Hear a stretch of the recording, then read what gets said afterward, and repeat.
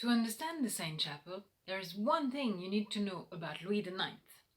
He was the King of France in the 13th century, and when he was young, his mother told him every single day that she would rather have him dead than know he had sinned. A sin is when one does something which is far away from God, which God would not have liked. So you can imagine that had a very big impact on Louis IX, and he spent all of his life making sure he was as close to God as possible. One day, he found out that the crown of thorn that Christ had been wearing on his head on the day of his crucifixion was for sale. He thought if he could get that crown that had belonged to the messenger between God and the people, that would make him very close to God. So he spent half of all the money he would spend for the whole kingdom of France in a year in order to buy the most important relic in the world.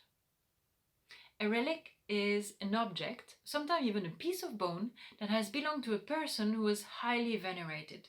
Often it's a saint or Christ, for example.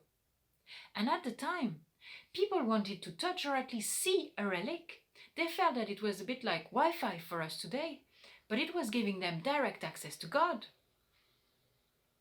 I'm getting there.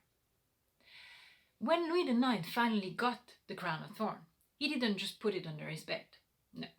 When one has something as special, as precious as the crown of thorn, one tells the whole world about it.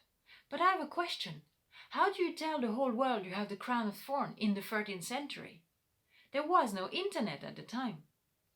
Well, Louis IX had the most magnificent, giant jewelry box built in order to protect and present the crown of thorn. And that was the Saint Chapel.